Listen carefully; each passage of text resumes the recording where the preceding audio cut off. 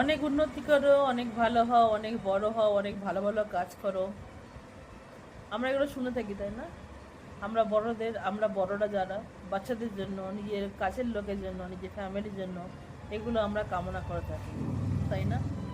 চলুন আজকে এই নিয়ে কিছু কথা বলা যাক। নমস্কার, আমি চিত্রা।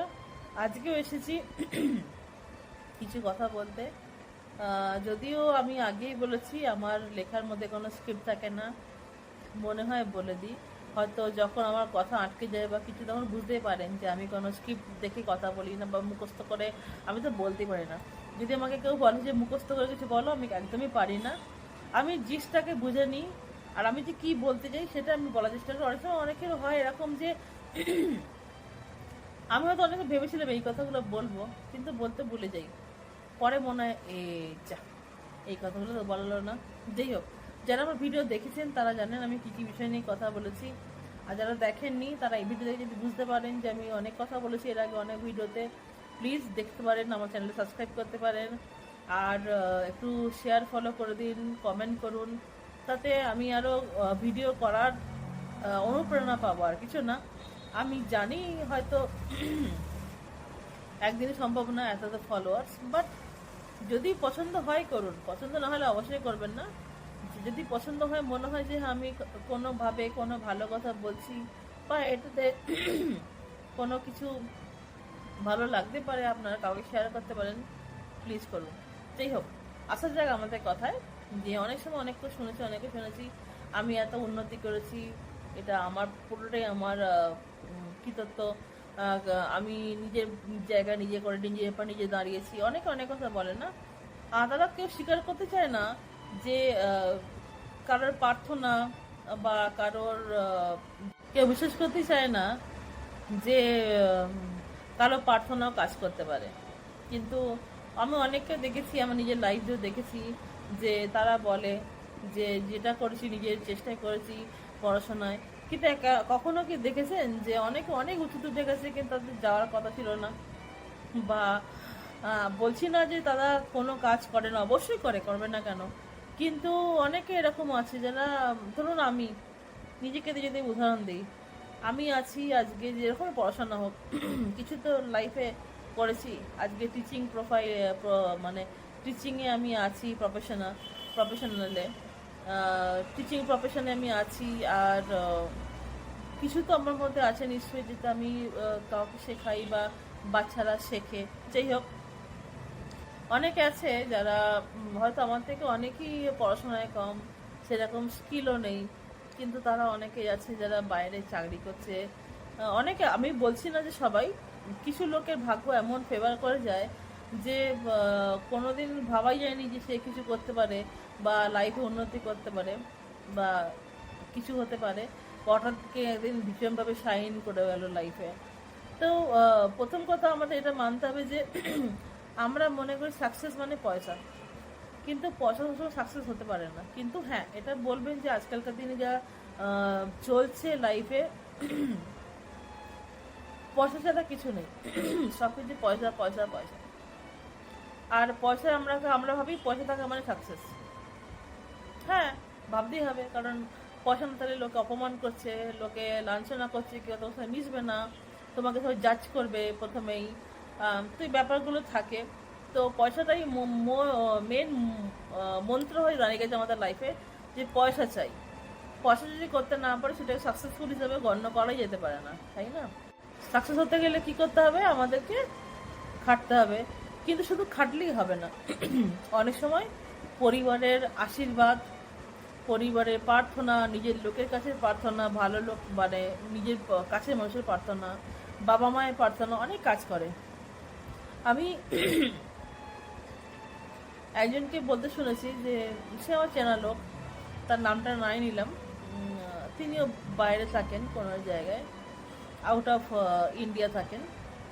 উনিও বলেছিলেন যে যদি জীবনে কিছু করতে হয় তাহলে 99% লাখ, 1% চেষ্টা। তুমি চেষ্টা করবে অবশ্যই, তখন ভগবান না চাইবে হবে না। আর ভগবান কখন চাইছে? যখন তোমার কাছের লোকেরা, যখন তোমার প্রিয়জনেরা, তোমার মনের মানুষ, তোমার ফ্যামিলি, বাবা মা প্রার্থনা করছে যে আমার সন্তানকে আশীর্বাদ করো, রক্ষা করো, যা হতে চাই হতে যাও। একজন হাজব্যান্ডরা জানি না খুব একটা মানে বইয়ের ভালো চায় কিনা, মানে ভালো বলতে তারা চায় যেন কোনোদিন আমাদেরকে ছাপিয়ে যেতে না পারে। কিন্তু এক্সকিউজ মি, কিন্তু ওয়াইফদের দেখেছি নিজের স্বামীর জন্য প্রার্থনা করা, পুজো করা, আমিও করে থাকি, অবশ্যই করে থাকি, কিন্তু তার দাম আমরা কোনোটাই পাই না। প্রার্থনা কারোর ওয়েল উইশেস, যখন কেউ তোমাকে বলছে যে তুমি খুব ভালো হবে, আশীর্বাদ করি, বড়দের আশীর্বাদ বা আমার আশীর্বাদ, যে এটা কথা হচ্ছে, তাদের তো একটা মানুষের থাকে, তাই না? মানে একটা ভালো মন থেকে যদি কেউ বলে থাকে, বিশেষ করে বাবা মা তো সন্তানের খারাপ চায় না, তারা বলে। প্লাস ওয়াইফ, ছেলে মেয়ে, তারা সবাই চায় ভালো, আমরা বাচ্চার জন্য ভালো চাই। তো সেটা একটা একটা এফেক্ট করে মানুষের লাইফে, উন্নতির পথে। তো অনেকে সেটা মানতে চায় না। কিন্তু ভাই একটা কথা বলি, আজকে তোমার যেখানে গিয়ে থাকো না কেন, তোমাদের আজকে কেউ তোমাদেরকে আশীর্বাদ করেছে, কেউ তোমার ভালো চেয়েছে, কেউ প্রার্থনা করেছে, তার দৌলতে তুমি আজকে ওইখানে গিয়ে পৌঁছেছো। কোনো কাজই একা করা সম্ভব না। তুমিও হয়তো বিশ্বাস করো ভগবানকে, হয়তো আমাদের সামনে দেখাও কি ভগবান বিশ্বাস করি না, কিন্তু তুমিও কোথাও না কোথাও ভগবানকে বিশ্বাস করো। যখনই সবকিছু জিনিস একটা লাইনের মধ্যে না আসে, ততক্ষণ কারোর কোনো উন্নতি হয় না। প্রার্থনা, আশীর্বাদ আর চেষ্টা, একা চেষ্টায় কোনোদিন কেউ কিছু করতে পারে না। যেমন তো বিশ্ব ব্রহ্মাণ্ডও একটা দিকের মধ্যে চলছে, একটা পার্টিকুলার দিকে চলছে, অন্যদিকে চললে পৃথিবী ধ্বংস হয়ে যাবে। লাইফও তাই, একটা নিয়মের মধ্যে চলছে। যারা নিয়ম ভাঙে, অনেকে অনেক কিছু করতে পারে, ও খারাপও হয় অনেক সময়। আর নিয়ম ভাঙার মধ্যে আছে, যদি নিয়ম ভাঙা বলবো না, অনেকে অনেক এতটাই উপরে উঠে যায় যে অন্য কেউ ছুতে পারে না, সেটা অবশ্যই তাদের তাদের নিজের চেষ্টা আর বাবা মায়ের পুণ্য। বাবা মায়ের পুণ্য যে করেছে, বাবা মায়ের পুণ্য লাগে ওদের, তার নিজের পুণ্য, তার পরিবারের পুণ্য, যারা যে যা করেছে জীবনে ভালো কাজ, সেগুলো সব আশীর্বাদ হিসাবে আসে মানুষের লাইফে।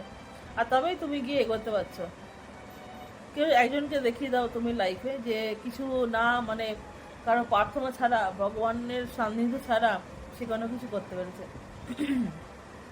হ্যাঁ, আমি হয়তো লাইফে সাকসেস নই এখনো পর্যন্ত, এত বয়সেও অনেক অনেক কিছু পাই না লাইফে, বা আমি এটা ধরে নিতে পারি যে আমার জন্য প্রার্থনাটা সেরকম করে ভগবানের কাছে গিয়ে পৌঁছচ্ছে না, বা হয়তো যারা প্রার্থনা করছে এমনভাবেই করছে মন থেকে, বা জানি না কেমন করে করছে।